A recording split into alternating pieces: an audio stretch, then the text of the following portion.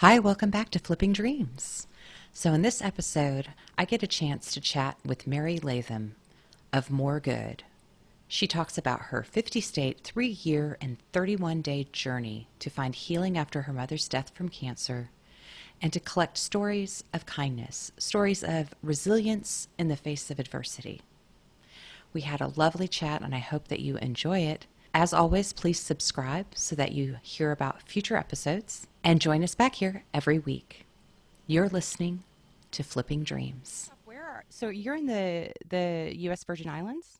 I actually just got back to New York now. Okay. A few days ago, I came back because now they're allowing tourists in. So it's gotten pretty chaotic there. They're just like dumping into the islands by like the no social distancing. The flights are packed. Like I don't know what these airlines said about the half capacity, but it's not happening. So I got out of there. But also just in general, I mean, I was supposed to only be there for 8 weeks and I was there for like 21. So Wow. it's yeah, so it's nice to be back in I'm at the very, very end of Long Island. So a very small town. Nice, nice. I lived in New York for 12 and a half years, and went to college at CUNY and lived in Bay Ridge, Brooklyn, because that was like where I could afford Yeah. and commute No, into the city. yeah. Super expensive. I was there for 6 years with my two best friends since I was 3 years old. We lived together, and it was weird because we lived on the Upper East Side, which always sounds fancy, but we always wanted to be downtown, but it was just so expensive, and that was actually the cheaper area was the Upper East Side. Yeah, yeah, because it's a little bit quieter. People don't realize like You know, a lot that. of dogs and strollers. Yes, exactly. Yeah. Well, awesome. Well, so I'd love for you to sort of talk about your story. Some people know it, some people don't. You you got in your car and you drove to all 50 states searching for acts of kindness, searching for stories that you were going to put in this book. And so tell me, how did this all begin? So the entire project was inspired by my mom. She was a super positive, optimistic person. She had gone through a lot in her life just through her cancer diagnosis and just a multitude of other issues that I kind of just watched her always go through with a lot of grace and a positive attitude and a lot of hope. And so it was very inspiring for me to, in general, grow up with that. But when I was working actually in Manhattan a few years ago in 2012, I had just gotten into work and I was sitting at my desk and I was kind of going through my day and checking the news on Google. And it was the morning of the Sandy Hook Elementary School shooting, December 14th, 2012. And I had just started seeing that in the news and kind of obsessing over it, and was horrified, I think, like we all were, and just going through and refreshing the page and just seeing what was happening. And it was updating how many children had gotten killed and the shooter was still active. And it was horrific. And I was sitting there glued to my screen and my coworker walked by my desk and he had a coffee from Starbucks with him. And we would usually go once a week together to get, the seasonal latte. And I had skipped that morning and he said, you really should have come with me today. And I was completely ignoring him, staring at my computer. And I said, yeah, I couldn't afford it today. And he said, no, it was free. And I kind of turned around and looked at him. I was like, what are you talking about? And he said, yeah, there was a man in earlier buying gift cards for employees that worked for him. And I guess it was right before Christmas. So he, was getting them Christmas presents. And at the end of his transaction, he told the barista, let me get one more for $100 and let's run it out on this line behind me. And it was just such a cool thing. You hear of these little things happening. I had never really been directly impacted by an act of kindness like that from a total stranger. And not that I was even there, but just sitting there and listening to my friend tell this story. And he had just had such a rough year. His wife and him had just gotten divorced. His mom had just passed away and he was going through back surgery the next week. So it was just like not his year. And he was glowing about this like free $4 coffee. And he was just so happy. And it was just so sweet to see. And he left my desk and I called my mom and I told her about it. And then I kind of quickly switched over to the shooting and telling her all about that. She didn't know yet. She hadn't seen it in the news. And so she was, I told her all about it and I kept harping on it and how could this happen and how is there so much bad in the world and how am I going to babysit for this family this weekend without crying on their child. And she said, Mary, you gotta focus on that coffee story you just told me. there's always going to be tragedies and horrible things that will inevitably happen in our lives and in the world, but there'll always be more good out there if you look for it. And so that was kind of the pivotal moment for me that took that more good phrase that she said and kind of started dwelling on it over the next few days. And it was a few weeks after that conversation that she actually passed away during a surgery for her cancer. And so I kind of used that wisdom to help me kind of guide through the following months and just created this plan. I was fortunate enough that I had a really big family when I was sitting in the hospital, but spending time in that hospital waiting room was very eye-opening to just how horrible it is. And, there was a guy in there alone in the corner, I always remember, and there was a couple that was fighting. They were divorced and their daughter was dying and they were having a fight over if she should see her ex-boyfriend or not. And right before she went into the hospital, I had started a little Facebook page with a friend where we were posting happy stories, like acts of kindness stories. So since it had just begun, I was getting a lot of stories in my email, which I didn't care about. I wasn't thinking about when I was sitting in there. Like, we had just been told my mom had a couple hours to live. Like, everything was kind of a blur. But after a few days in the waiting room and she was still fighting it, I opened up that email to check something and I read one of the stories and it was just so beautiful. And I was like, what am I doing? I have all these stories. We're just sitting here. It's the worst week of our lives. Like, I could be looking through these. And so I started reading them to my family. And that was where I developed this plan to start going out there and collecting these stories from all over the country to make a book to put in those hospital waiting rooms for people so that they didn't have to feel so alone. That's so amazing. And I think, like, what an opportunity to face just a very a tragic, traumatic event and to flip it, to see the good versus, because I mean, if you want to see bad, you can see it. I mean, it's all around us. It's like our whole culture is permeated with it. Yeah. And so to choose to do something good for not only for yourself to help heal you, but also to for others is amazing. And I also, the idea of doing it as a road trip resonates with me because I went through a separation and ultimately a divorce. And I literally packed up my car and just drove. I didn't know really where I was going, but there's something about healing over miles and seeing people, friends, strangers, people along the way. And just maybe it's about making your world a little bit bigger as Yeah. well, Absolutely. Yeah. Um, Once you step out of your bubble, you realize your problems aren't really that big. Like, they're not great, but there's other stuff out there that just really punches you in the face with perspective. And I think that for me, that was huge. And there was a quote I heard on the trip that said, exposure creates empathy. And I think I've always been a person that was full of a lot of empathy, but this, my gosh, I mean, I have like a disorder actually with empathy. Like, it's too intense sometimes. But I think for other people to be able to step out of your bubble and see these other people's lives and just, take the focus off yourself and see how you can help others is just so huge, because I think ultimately the most important thing we do in our lives is help others. And that's the only thing that really heals us. Absolutely. Absolutely. And I'd love to hear some stories about your journey because it took how long did it take to do the trip? 3 years and 31 days. Wow. Wow. Very tired. Yeah.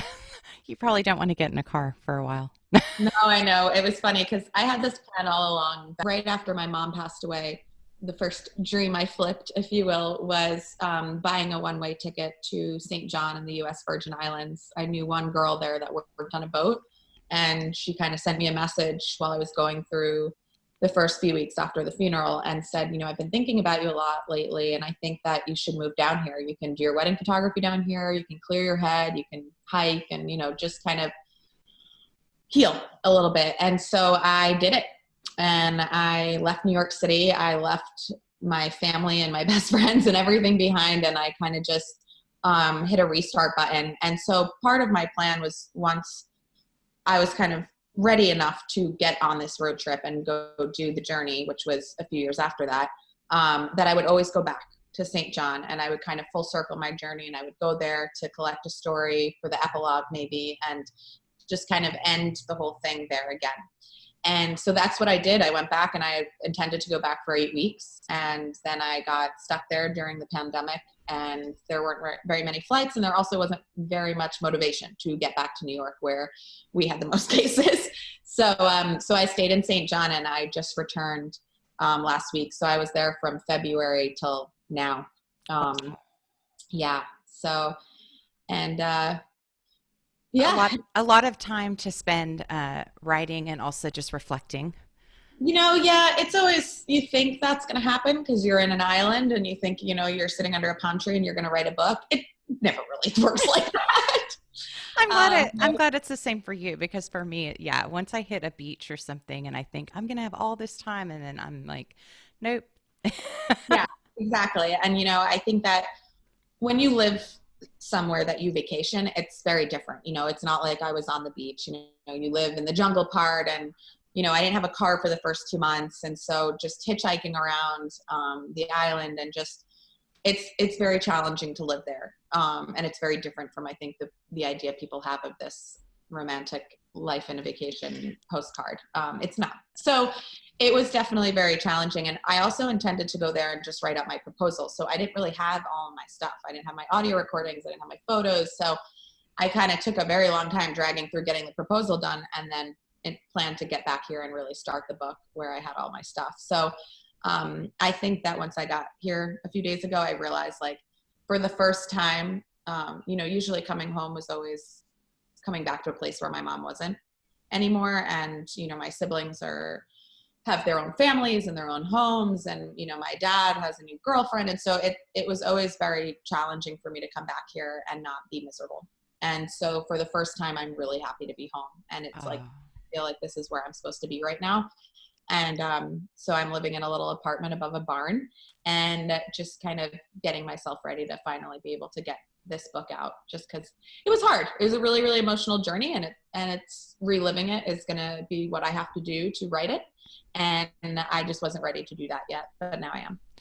Oh, that's awesome. I think that we underestimate the timing of our lives, right? And the timing that, like, we don't always honor how much time it takes to heal and to process through pain. And it's different for everyone. And I think that, giving yourself the grace to just process as you need to. And, like, yeah, once you're ready to do the things that you need to do, you're going to do them. And it's okay. It's all in the right timing. Like, it really is. So tell me, how, do you already have, like, a publisher lined up and that sort of thing for the book? Or are you thinking that you're going to self-publish it, or you are working on a proposal? Right. So. So I just finished the proposal, and I'm just going through all the edits on it now and sending it to a few people to get feedback. But my plan is to try to go with a publisher, just because I would really, and I don't know if this is something that is plausible, but I would really like to set it up like Tom's Shoes, where you buy a pair, and then it donates a pair of shoes. You would buy a book, maybe for your own coffee table or for a friend that needs it, and then it would donate one, and you could pick what state and what hospital it went to if you had a personal connection to that waiting room. Oh, that'd be really cool. And even if you could add, like, a little insert or something that was like, this is donated by, uh, Yeah, personalizing it would be like, really in like, honor why of. did you put it in this waiting room, and this is the person that was here for you. So yeah, it would be cool to have that kind of little personalized sentiment in the beginning of the book. Yeah. And so, as you were collecting your stories, like, how did collecting those stories impact you in ways that you weren't expecting? You know? Yeah, I mean, I think that I kind of started the journey in my head with these, like, grand, huge stories. Like, that's what I was going to be collecting. And, you know, while you get those total strangers that donated a kidney to another total stranger, or those just in general, like, really big, beautiful stories, I think that it was interesting to me that I clung on to the small stories the most.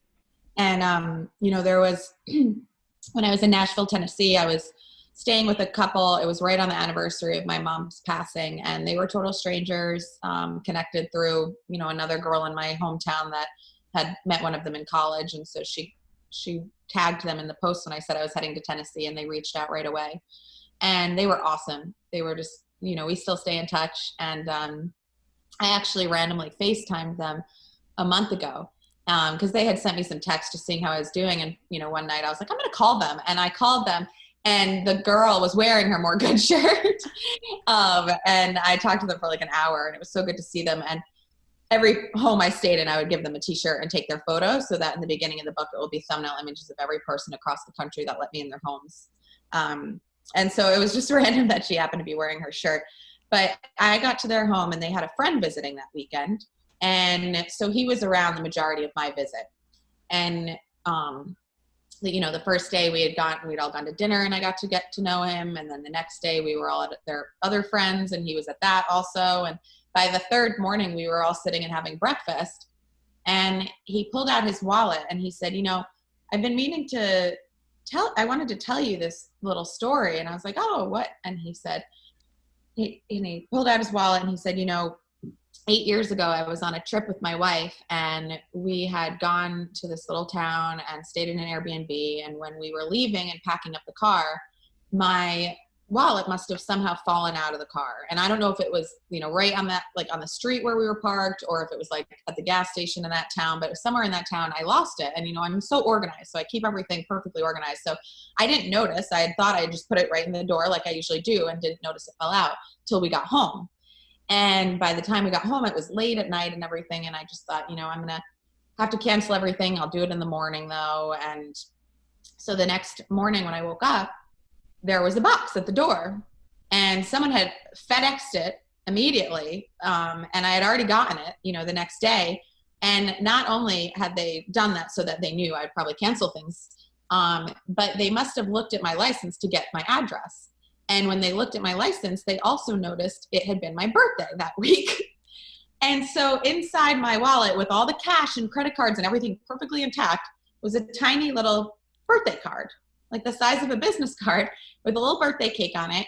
And it just said, I found this wallet on whatever, 700, whatever road it was. And, happy birthday. And it was like crumpled up and like brown. The card was like originally purple. It was like browning because he'd kept it. And he said, I've kept it in my wallet ever since to remind myself that there's good people out there. Oh, yeah. And I was like, Jay, what? Like, I've been telling you stories for 3 days, and you just thought now to tell me this story? And he was like, well, I don't know. Like, some of your stories are so big. And like, I just felt like this was such a tiny little thing, and it wasn't that important. And I was like, you've kept it for 8 years. It sounds like it was important. And, those little stories to me, like, I can so vividly remember, and I clung on to, because while these beautiful, amazing stories are wonderful to hear, it's those types of stories that make you realize, like, we're all capable of that. We can all do little things like that. And we should, and they're really important, and we should do them more often. And so that's why I think it surprised me to see that these little tiny stories were actually the ones that were the most important. That's really interesting, because as I was preparing for talking with you, I was like, okay, I need to think of like this like amazing big story, this thing that's happened. And I was like, I mean, I have a lot of little instances and stories and things, but I feel like they're kind of like the way I always think, they're like little angels that have come into my path along my journey, and they kind of string together. And I don't know. I guess I realized in that moment, and as you're talking, like, it doesn't always have to be this grand thing. I think that our culture loves to scale things up, right? Like, everything has to be go big or go home kind of thing. And I feel like emphasizing more of those little tiny moments of someone buying you a Starbucks. That happened to me in a drive-through, where the person in front of me just bought my order. They didn't know what I was going to order. I pulled up to the window, and they're like, "Oh yeah, you're already taken care of by the person who just drove off." It's like, what? So, like stuff like that, where you're like, and it always seems to happen right when you need it, right when you're like, oh, I just really needed that encouragement, that reminder that the world, even though it can be super tough, that there are those people that think of others and that take the time, just even 5 minutes of time, a dollar here and there, or whatever it is, whatever they can give, they're doing Yeah. that. I think that, that really was the biggest part, is just the fact that it's an opportunity, me going into these people's homes and spending time with them. And, the homes were the people that offered me shelter. They weren't necessarily the people with stories. They gave me dinner I mean, they were part of my story. They were the kindness that I needed. And Sure. so they were always worried too. And I would get in there after a day of collecting stories, and I'd come home and tell them about the stories. And they would always say, oh, I've been racking my brain. When I knew you were coming, what good have I done? And I always had to tell them, well, it's actually not, it's what good was done to you. But anyway, and they were just like trying to think of all these things. And they would always reach out after I left or something, and be like, oh, I thought of this and this and this. But you always do. You go to this place where you feel like it has to be this really big thing. And then you start reflecting back on your life. And that's what I feel like I wanted to provide, is an opportunity to really go back into your own life and just think of these little moments that were filled with kindness for you. And I think the best exit, because all of the exits from the homes were very upsetting and sad, because you're leaving homes, that these intimate connections with people for 3 or 4 days that you might never see again. They live in Idaho or wherever, and it's like you really bonded and now you're leaving. And so it was always emotional to leave. But one of my favorite things that someone ever said to me when I was leaving was a woman that lived in Minnesota, and she had a 15-year-old son, and then she had 11-year-old twins that both had cerebral palsy severely, 24/7 hour care, to the point where she was a single mom. Her husband had left her, and she had to put them in a medical foster home, 30 minutes away. So she would take one at a time on every other weekend. And so I got to meet her son and just see her life. Like I was there in her tiny little house, even though she still offered me a place to stay. She didn't have much at all. And watching her take care of her kid and, have to change his diapers and do all of this stuff. And so it was very eye-opening for me. And, we would spend nights staying up late and having some wine and talking. And so the last day when I was leaving her home, she looked at me and she said, I always knew that there was joy in my life, but these last few years have been so tough. And ever since you got here, it's like you're one of those snow globes. And it's like you just shook my life up, and it's like all I see now is the joy. And it was just such a beautiful way to think about it. Like you really made me think about all that stuff, and it's all I'm seeing now and thinking about. And so that was probably one of my favorite things that anyone ever said. Oh, that is beautiful. That is, and could be a great marketing scheme of snow globes. Totally. So we are like my little car with all the stickers on it and the snow globe. Yes, yes, just shake it up. Yeah. Oh, I love that. I love that. And I think that I definitely try to find opportunities every day to focus on good. And I feel like sometimes it's difficult in our culture because people are like, well, you're just not being, you're not in reality. I mean, reality is this horrible things that are going on. Like, how can you be focused on good? And I'm like, but how can you not be, right? It's one thing to kind of see what's happening. And certainly right now, more than ever, we need to be reminded of the good, because it can be completely debilitating watching the news right now. I mean, it's like one thing after another, and you want to be informed and you want to be connected to other people, but at the same time, it's overwhelming. Oh yeah. And I think that this idea of taking it really granular, of bringing it back to what little thing can I do, or what little thing can I remember and be grateful that someone did for me, is super important. I also think that there's something it takes a lot of vulnerability to accept gifts from other people. I don't know if that's Yeah, someone said that to me once. They were like, that's amazing that you did this. You just asked, you just kept asking, and people kept providing all the time. But it was you're staying in these people's homes, you're eating their food, you're doing all this stuff. And I think, or at least I like to hope that I was providing a lot to them too. So it was they always said you gave us way more than we'll ever give you. But I just feel like just giving them the opportunity to really especially because I started my journey a few days before the 2016 election. I mean, it was what a time to begin this journey and be able to focus on this. And that was a really big part of my trip for me, is that I did stay with Trump supporters and Hillary supporters and Bernie supporters and atheists and really religious people. That was a really big thing for me. I don't see any of that when I go into these homes. To me, it was just, I was this breath of fresh air that wasn't going to talk politics or religion with them unless they wanted to, which is totally fine. I just, I never wanted to, but I smiled and nodded if I must. But I just think that it was for them an opportunity to focus just on something good. And, yes, And people have said it's not, you can be naive if you're doing that all the time. But I think that, I met a guy once in Wyoming and he said, my dad always said, you got to find the one good thing in a person and focus on that.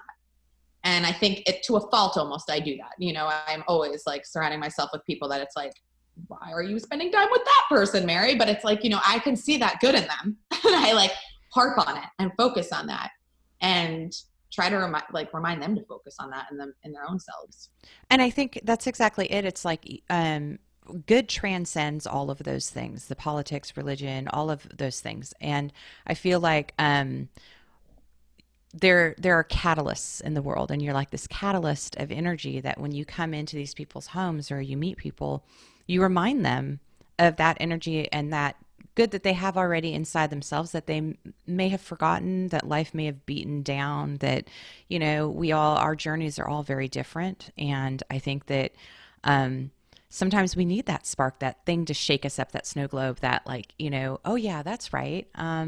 I can, dust off these dreams, these ideas, this spark in my own life, and be inspired to like move forward and try to see things differently. Because I think it is like it's perspective, right? Like Yeah. you can, if you want to see the bad, it's what you choose. You can absolutely see the worst in people, or you can see the best in everyone. Like we Yeah. all, it doesn't matter. You don't even have to know their story. You can literally find good or bad in everyone.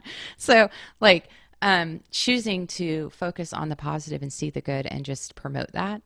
Yeah. Um, that's like so healing for everyone involved, I think. Yeah. Yeah.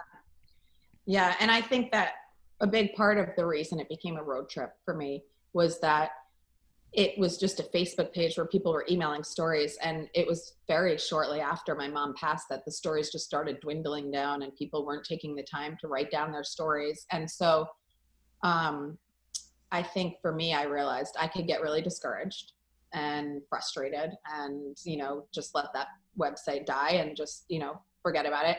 Or I could go out there and I could dig these stories up on my own and find them or create them, create the stories myself and, be the more good that some people needed. And so that's why it was so much more important to me to really get into these communities and talk to people, because it's a dark time and we're not focusing on that good. So then we're not seeing it anymore. And we're just so bogged down with everything going on. And so that was a huge part of it, is to really get out there and just find these stories on my own, like boots on the ground, Yeah. let's go. Yeah, yeah. Sometimes you just have to take action, take major action, like shift things completely and just make it happen. I mean, I think like it's amazing to me that we can spend hours obsessing on negative things that are happening versus like it's like almost like we'll say, oh well, we don't have time for that. We can't possibly be bothered to think about a good story in our past. Like we've Yeah. got too many other things to focus on. And Hmm. um and so I think like having that moment where you're like kind of forcing people, like you're physically in their space, you're like, hey, okay, we're going to have this conversation now because we need to make time for this, and make time for talking about good and doing good, just like each and every day. Yeah, um I think also a huge part of it was once people actually met me and like realized like, oh, she's pretty down to earth and like normal. Like I'm not coming in their home spreading my sprinkly rainbows and unicorns, being like kindness, kindness. No, like this is like I feel like I just got home from war. Like it was never a thing where I was trying to be this naive, positive, rainbow sprinkling person. It was collecting stories of, it wasn't, these little stories of, oh, how wonderful that someone bought me a coffee. That's so nice. It's their child just died a few weeks ago and they were having a very bad day and someone bought them a coffee. And that's why it was so important. It's people that it was stories of resilience, at the end of the day, not stories of just little kindness. yeah, yeah. Oh, I love that because I think that my whole premise for flipping dreams came from a point of complete loss, of like literally all the things that I had dreamed of to happen in my life had fallen apart completely. And I was just like, I don't even know where to go from here. Um, and the idea that it's never too late, like you can literally flip, like we have a million dreams and you can change your course at any point in time. It's like the And Benjamin just Button quote. Like it's uh, never too late to change or something. You know that quote from uh him? I'll send it to you. yeah, send it to me. Something about, it's never too late to start again.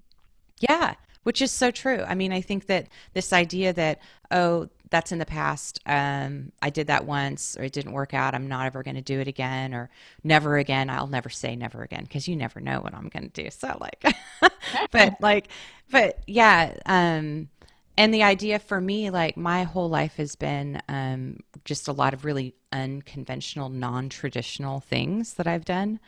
Yeah. And people look at me and they're like, "You're just so good at reinventing your life." And I'm like, it doesn't mean that I didn't cry on the floor of the bathroom like many times, curled up, wondering, what am I doing? It doesn't Yeah. mean like it was easy. It just is like there's something in you that just has to keep going. And hopefully you have people around you, or even just one person that will remind you of that, that you're like, okay, I said it in one of my previous recordings, how like I have these core two, maybe three people in my life that as I have my harebrained, crazy dream ideas, or as I like to say, I'm being wine vicious, like when I'm drinking wine and I come up with these brilliant ideas. Um, uh, I always run it past them and I have them hold me accountable. Like, I'm going to do this thing. And when I get really discouraged 3 months from now and think, why the heck did I ever do this? I'm going to call you and you need to like talk me off the ledge and remind me of why I was doing this in the first place and encourage me. Yeah. Yeah. It's the most important thing you can do is tell people.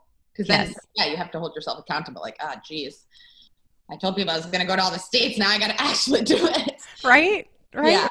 It's very important to do that, I think. But yeah, Yeah. to go off of what you said about like, yeah, like how wonderful that you can do these things now and all this stuff. And people are so quick to just say like, oh, that's so nice or this or that. It's like, that's easier for them because they're not doing it to glamorize it. Like, oh, nice. Like how fun to run your own podcast or do this or do that. It's like, no, like, or how fun to do a road trip. It's like, yeah, I sat in that car, like a sad Sarah McLachlan commercial for years, hysterically crying, driving my mom's Subaru down the road. Like it wasn't pretty. I didn't have good podcasts I was listening to. I actually never even listened to a podcast the entire trip. Half the time after these stories, I had to just sit and process in the car. And I was stopping so often that it was never like 10-hour drives. It was always like 2 or 3 hour drives and I'd stop in the next town.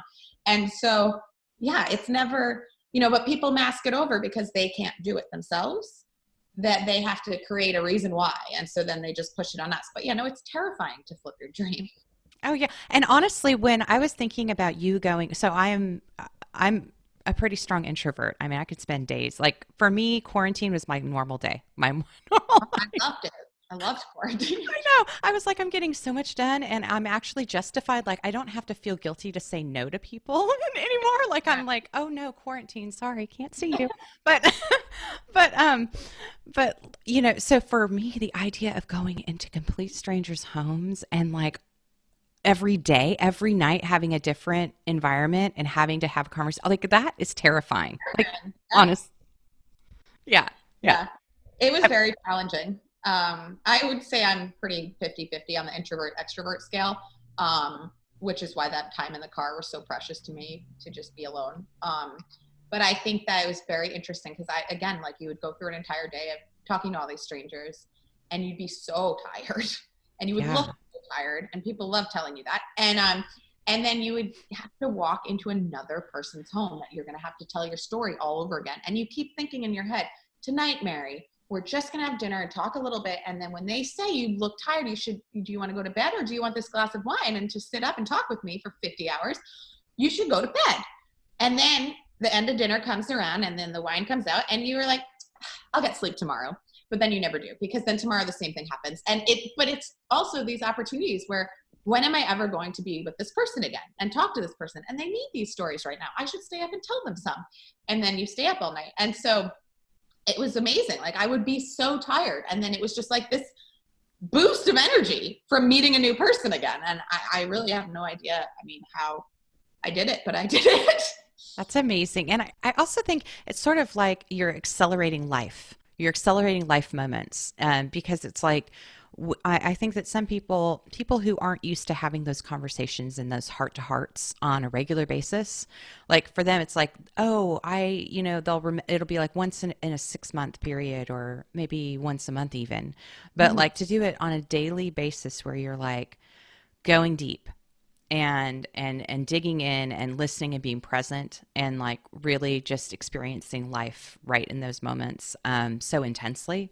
I Yeah. think that that's a really transformative thing, and that's something that I wish more people had the opportunity to, rather than talking about surface things that are nonsense and that don't mean anything, or talking about other people, which I hate. But like the idea of like getting to share stories and be like, okay, here I am on my journey and here you are on your journey, and let's talk about this and let's share. Um, that's something that's really energizing, but it is also really exhausting. Yeah. So, yeah, but it's really amazing. Do you have any ideas beyond your book and working on that whole project? Has anything else come up during this time that you're like considering, pondering? Um, Of what I'll do next. yeah. Oh, yeah, of course. I always have 50 things lined up for myself. And this is going to take such a long time that I can't even fathom it right now. But I do wedding photography. And so, something I've really wanted to do after all of this is combine the wedding photography aspect of my life with more good and do something called More Love and do love stories across the world, just little moments, just because some of the stories I heard on my trip were just so beautiful, and just have these kind of little vignettes, maybe a photo of the people or like a tiny little video clip of them sitting on their couch talking, like almost like Harry Met Sally style, like at the end of the movie when they have those little, love to do something like that. And not just stories of, the guy and the girl love story, but I met a group of friends in the beginning of my journey when I was in Rhode Island. I was staying with a teacher, and I did a story on another teacher in the school she worked in that did a Veterans Day 5K, and it was why he did it in honor of the person that he did it and everything. And I collected his story, but I also did the 5K. And while I was there was these four women, and they all had flowers in their hair, and I ended up getting to talk to them, and they were from Wisconsin, and they were their friend that was with them had been diagnosed with brain cancer a few months ago. And when she was diagnosed, her husband didn't divorce her, but didn't really help very much. And so one thing she always wanted to do was run the New York City Marathon, which she did after her surgery on her brain, but also run a 5K in every state. And so her three best friends from Wisconsin, who are all like smokers and drinkers, decided to step up to the plate and start running these 5Ks with her. And so like that was their love story to me, and like the story of their friendship. And so different types of stories of love, but that was something I really wanted to highlight, because again, while there's stories of tragedy and pain behind a lot of them, it would just be so much lighter than what this was, because there was 98% tragedy behind most of my stories, and it was a lot of emotion, and it was a lot. And so to do like something, love stories is something I'd really love to highlight. Yeah, and love and yes, I love that. I love love. But the idea too that it's getting past the facade, getting past the okay, you've got two people married and then their lives are perfect forever and ever, right? Isn't that how the story goes? Yeah, no. So like this idea of like resilient love Yeah. throughout, no matter what, and how it looks different. Love looks different sometimes. So I think that's a great idea. I love it. I can't wait to see that develop. Oh, That's me really too. cool. Yeah. Yeah. Wait for this book to be over. Yeah, I'm sure it's been a really long process, and like yeah, I can only imagine. I yeah. Yeah. But I'm really excited that you've stuck with it, and like once it comes out, it's going to be really amazing. It's going to transform a lot of people's lives. So that's really cool. So is the gratitude project is it still going? Is that something that That people that was the original project I started with my friend to highlight the stories, and then it morphed into the road trip that I just did on my own. Okay. Okay. So if people want to get a hold of you, they should just go to the moregood.today. Yeah, and it always confuses people, so I just say moregoodtoday.com because it redirects. But the .today, then they put .today.com and it goes to the Today Show. So it's just easier to say moregoodtoday.com, or all the handles are moregoodtoday. Like on Facebook and Instagram, it's all moregoodtoday. That's awesome. That's really, and I love your shirt and I want one, so I'm going to order that. Once. Has the map on the back. Oh, that's awesome. I love it. I love it. Yeah. That's so cool. Yeah, I love the idea of traveling around. One of my dreams is to, which hopefully I'm working on. One of my ideas. I have a million things I do at once, but is to take my camper and go around the country and swap fiddle tunes and music with people and stories, like at the campfire. Like, Yeah, that's awesome. so yeah, just like there's something really beautiful about um, just face to face time, right? Because so we're supposedly more connected now than ever when the internet works. Um, but I feel like there's so much more of a disconnection. And when I go, I'm newly a camper, RV owner. And when I go to the campsites and there's first of all they're packed, and I always end up like meeting really interesting people and having these conversations and just like glimpses into their like mini lives because their campers are like their mini house, Mhm.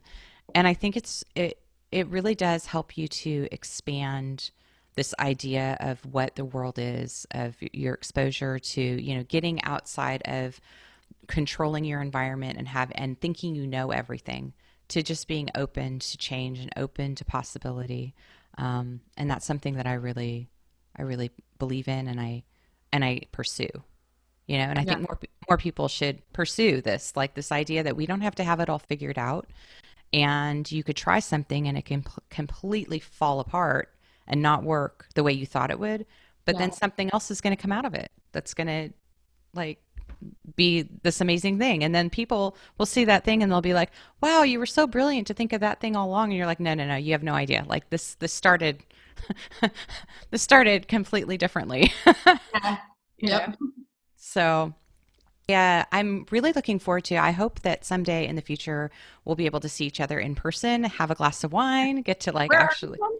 Well, I'm in Alabama right now, Oh, in where in Muscle Shoals. Ah, Yep. nice. It's funny. I talk about Alabama a lot because I watched that show Heart of Dixie. Oh my gosh, I love that show. Yeah. Yep. I wish All my friends made fun of me, and I was like, "Listen, man, we're in a pandemic. This show makes me happy. Just leave me alone. that's I it, don't right? care. It's easy." But I do love it, and my friend and I always talk about how we want to open a soup kitchen there and live in a small town in Alabama, like the show. Um, Well, come to but Florence. yeah, yeah, I will put that on the docket. There is one thing I wanted to tell you that I feel like you'd appreciate. Just a memory from my trip when I was driving through the Badlands in South Dakota. I was going from Black Rock to like Rapid City area back to Sioux Falls, and I was driving through that whole area. And as a photographer, I obviously had to stop many times, and was taking a bunch of pictures. And at one of the little pull-offs, after driving for like 40 minutes and not seeing anyone or any cars, and you're driving through the Badlands, which like you already feel like a tiny ant in the world. I had pulled over and a man pulled over behind me, and he was probably like 75, I'd say, and he was with his dog. And we started talking a little bit, and he was from Germany, and you could see he had a very thick accent and not a lot of English, but we talked a little. He saw the car and he was like, "Oh, what are all these stickers?" And I said, "Oh, I'm actually going to all the states and writing stories of kindness and hope to put in hospitals." And I think I took a picture for him of his dog, and then we went on our way. And then about 25 minutes later, as I was coming towards the edge of where I'd get back on the regular highway and make my way home, I decided I'd pull over and take one more photo. And I saw his little truck, and so I thought, I'll say goodbye to him. And it was starting to get dark, and so that was a big thing. My dad always said, please of all the things that you're doing that are giving me very much stress, at least drive during the daylight. And always I call him every night at 6 o'clock Eastern time to let him know I was still kicking. And so I knew it was getting dark and I still had a long drive. And so I was like, I'm just going to say quick goodbye, but I can't stay long. I can't talk. So I'll just run over there. So I went over to him, and before I even started talking, he said, "Oh, good, you're back." He said, "I've been thinking a lot about you and what you said you were doing. And, the biggest danger to our world right now is the fast pace and, time. People never have time for things." And so I was like, all right, well, I'm not going to tell him that I have to rush off here. And he said, "I've been thinking also about what you're doing. And, this thing that you are focusing on and giving people hope." He said, "But that's not all that you're doing. What you're doing with this journey and actually doing it is you're putting the dream back into the brain of a human and making them realize they can do it too, just because you're actually doing it, and then so many of us say, we're going to do this, we're going to do that. And then, you never do it." And I just thought it was such a cool way of him putting it. Like, we're putting the dream back into the brain of a human. And here he was, 75 years old. He had been, dreaming of going to the Badlands since he was a little kid and would read about the cowboys and the Indians. And he finally was there. He came from Germany just to go through the Badlands with his dog, and he was filling his dream out. And, it was just such a cool moment. And it was one of those things where if I had the friend that you always wish you had in the car with you, or, was doing a different type of trip, then I would have never had that moment with this random guy. I would have just waved to him and been taking pictures with my friend and got in the car and left. But because we were both alone, there was that bond in that, and trying to figure out, like, well, what are you doing here, And so it was one of my favorite moments. But I love that. That is a beautiful story. I love that. Planting a dream. It's like little aliens planting dreams. a lot of aliens in my head. Yes, yes, mine too. But I mean, that is so cool. And I love that you've highlighted the importance of solo. Like, I think so. One of my favorite books is Gift from the Sea, Anne Morrow Lindbergh's book. And I don't know if you've not read that, oh my gosh, read it. It's amazing. Timeless. She wrote this is, I think it was in the 50s or 60s when she wrote that. Her book, Gift from the Sea, is all about the importance of people, and particularly women, taking time to go away and have their own time to, like, cultivate their inner life. And she does it, each chapter is a different seashell, and she talks about, and it's like different phases of your life as you go through the journey. It's a beautifully brilliant book. But I really feel like we need more time. Like, everyone should build in, even if you're in a marriage or whatever, a partnership, a family, that you should be like, okay, well, I'm going to take this week or this month, and I'm going to go wherever my happy place is, mountains, beach, whatever. And I just need to connect with myself and do the things that are about me and remind me of who my soul, what my soul is, my heart, get me aligned. And then I'll come back and be able to give you so much more, and I feel like every person should be able to have those moments, a room of their own where they can just cultivate that. Because, okay, bringing it back to what you said with this man, the idea that, like, you can't have those moments when you're with other people. Like, when I travel alone is when I have the most fascinating conversations. Yeah. Like, so Yeah. I think that, Definitely something very important about doing it.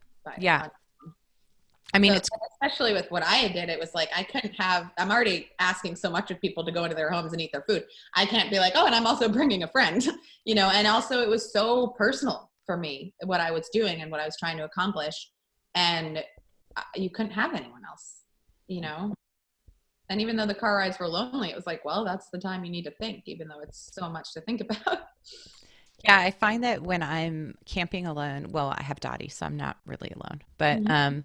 But she, like, it's right when I'm like, oh my gosh, poor me. I wish there's someone here to look at this fire, or whatever. I start to, like, lament and get lonely. Then it's precisely at that moment that something comes across my bow, and, like, I have an amazing conversation, or I have a moment that in nature, something happens that reminds me, like, oh my gosh, I wouldn't have even noticed this or experienced this otherwise. And Yeah. so, yeah. I really love that. Oh, and the quote that you sent me, do you mind reading that and telling me where you got that? Ended up in Seattle on my road trip and noticed that she was on a book tour and she was in Seattle, and my host brought me and we went and I got to meet her. It was so cool. But I love her. She writes like everything she says is just perfect and beautiful. And who is she? Her name is Cleo Wade, and she is originally from New Orleans. She lives in New York City now, and she's like a poet. So she just writes these beautiful little snips of things that you're like, yes, I feel all of those things, but I can't articulate them like that. So I have her quotes like all over my apartment that I write in her handwriting because it's like artistic looking, and then I have them pasted everywhere. So the one I sent you, which I thought was time appropriate, is, and I cannot let these times take my faith in humanity away from me, for it is during these times it is needed most. But another one that I feel that's so good. I love that. This other one I found when I was going through a really hard time. I was in Idaho, and I had just gotten into a small town that went through a horrific incident where a man that was let into one of the homes in a refugee community, the family let him in and was trying to help him, was bipolar, and he had gone off of his meds, and so they were worried that it wasn't safe to have him there. So he was removed from the home, and then he came back into the community a few days later when they were having a birthday party for a 3-year-old. And it was 9 3-year-olds in the backyard having this birthday party, having cake, and the parents were in the corner all mingling. And the man came in and stabbed a bunch of the children and murdered the 3-year-old. And so not only was it a horrific situation, but it was also one of those things where it was like someone was trying to help this guy, and then he turned on them. And so it was horrific. And there was a personal tragedy in my own life, in my hometown, that I was going through at the time. And then something else was going on. And it was just like nonstop. Like it was just a bad week. And I remember I called my sister actually during it. And I was just like, I don't even know what to do. Like, I just feel like everything feels very dark. And like, I just feel stupid walking around this community with a shirt that says more good. And she said, yeah, but that's why you're doing this. And it's like, yeah, I know that. Thank you. I'm doing it. I know that. That's why it's important right now, but it's really hard right now. And she was like, you know what though? Something bad just happened when you were saying that.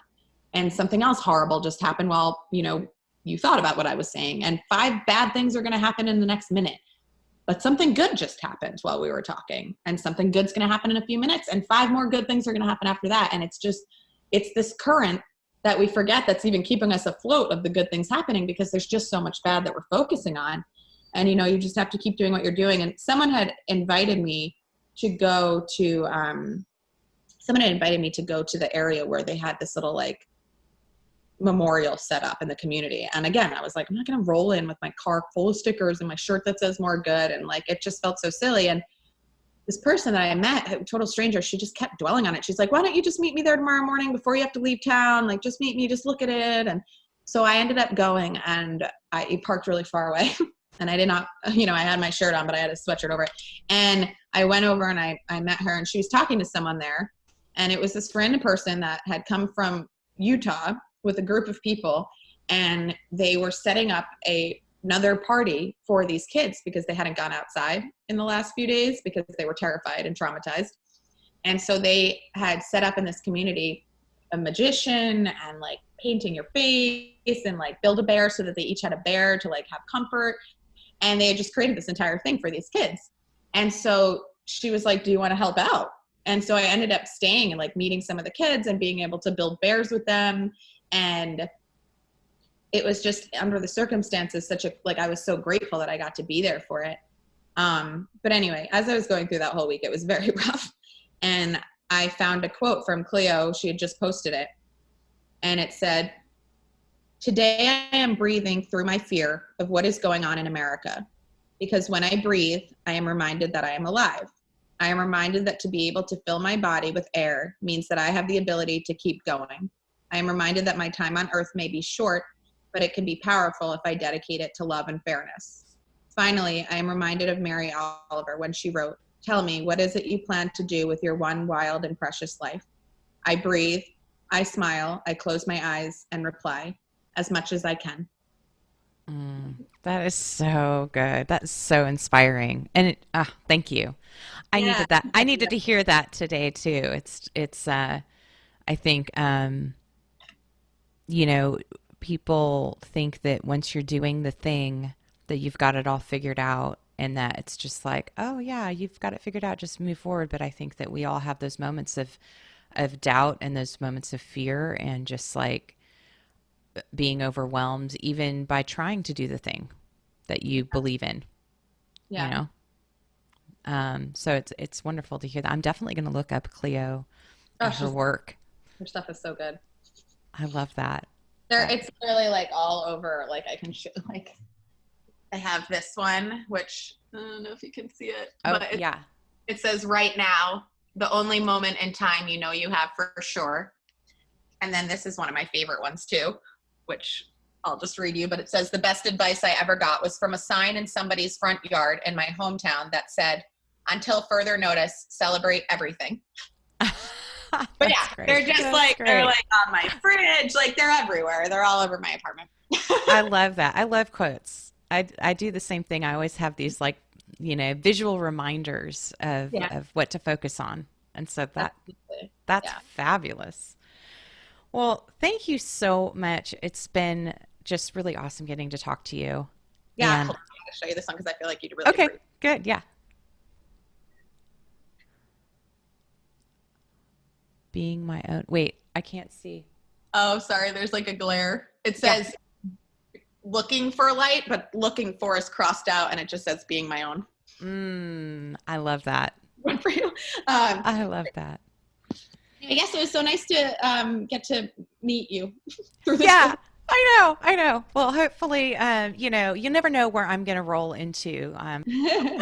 Well, awesome. Well, thank you for everything that you do, that you've done, that you're going to do, and just thanks for your contribution to life, to making it more good.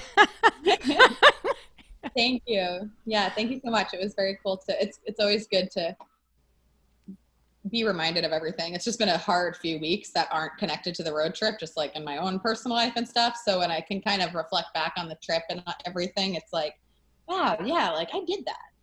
You did, and you Yeah. rocked it, and like you're going to continue to rock it. Like I cannot wait to see the books, the love project, all of these things that are going to come out of this. And I hope that we can continue to stay in touch, and maybe in the future also have you back on and see like what's developed. Yes. So, Yeah, I would love that. that's great. Okay, well, thank you so much. Have a great day, and You too. yeah, talk to you. Take care. All right. Bye. Thank you so much. Bye. Thank you.